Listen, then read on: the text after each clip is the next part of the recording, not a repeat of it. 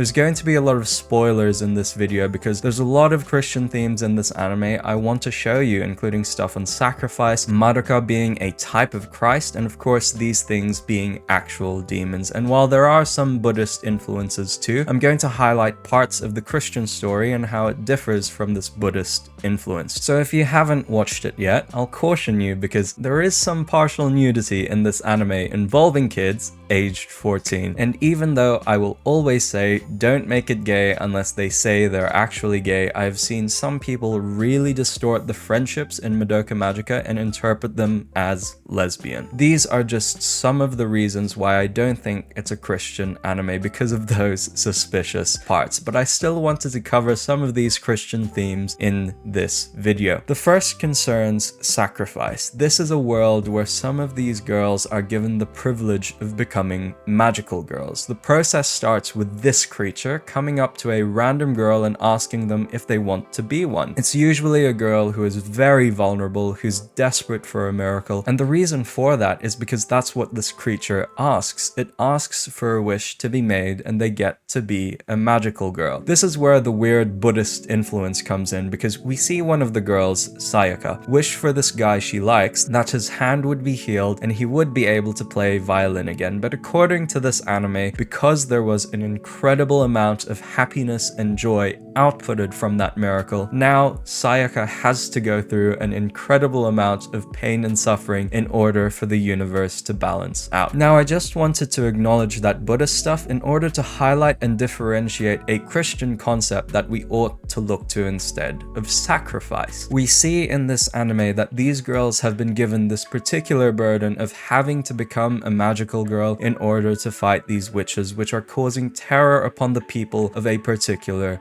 city. One of the veteran magical girls, Mami, sacrificed spending time with her friends, having a boyfriend, just having a normal life for the greater good of protecting the people of the city. And while that's all well and good and very noble, and she is producing good works, here's another thing that, again, the Christian worldview comes in to fill the gaps. Paul writes in 1 Corinthians chapter 13 that if I speak tongues of men or of angels, if I have the gift of prophecy and can fathom all mysteries and all knowledge, if I give all I possess to the poor and give over my body to hardship that I may boast. Yet Paul writes that if I do not have love, I gain nothing. The production of good works, if it is not done out of the love for God, which is the first great commandment, and if it is not done out of a love for your fellow neighbor, which is the second, it's absolutely useless. It's no surprise that we explore the sadness and despair that these magical girls experience, because there's only so much that you can gain out of a high from helping people. And without a love for God or for people, of course these magical girls would be sad. The good news for us, though, is that according to the Christian worldview, our suffering has meaning. It isn't just a fact of the universe that because happiness has been inputted, that despair has to be outputted. Our suffering produces perseverance, our perseverance produces character, and our character produces hope. How good it is that we have a God who loves and gives miracles freely, and we see exactly what happens when that power of giving miracles is given to a creature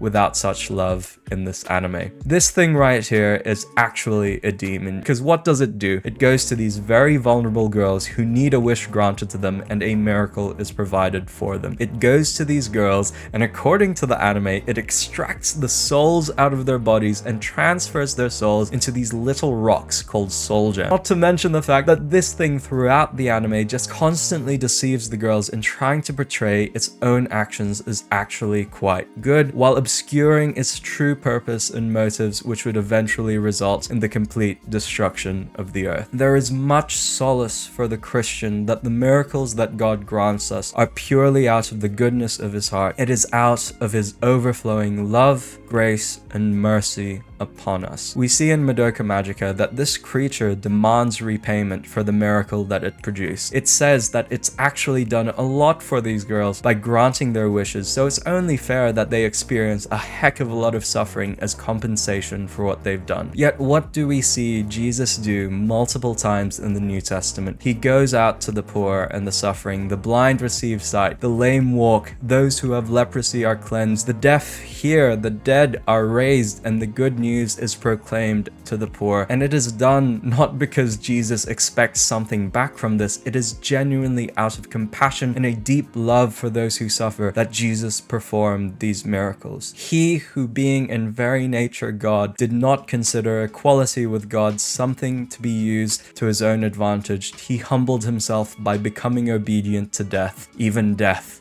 on a cross. Which brings me to the type of Christ that we see in the main character, Madoka. What we eventually find out by the end of the anime is that the witches that these magical girls have been fighting were previously magical girls themselves. It's for a long and complicated reason, but what happens is that according to this anime, a magical girl makes a wish and produces hope, but eventually, because they lose hope and faith in their wish, despair and grief overcome them and they become witches themselves. Again, it's a thing I don't want to explain for the sake of brevity. Their soul gem, which gives them the power to be magical girls, becomes these little grief seeds for which witches are born from. So what does Madoka do about this? She hasn't become a magical girl yet. Throughout the anime, we're teased that she has a massive potential to become the most amazing magical girl ever because of the intrinsic power that's been given to her. Because of that, the wish that she makes is to destroy all witches before they're even born. That when a magical girl almost dies and is about to transition into becoming a witch, they're just going to die full stop and the witch doesn't become born as a result. She changes the laws of her universe so that she becomes the force that continues to provide hope to every single magical girl even as they die. Mami says something to her which further cements the point I'm trying to get at, that Madoka becomes hope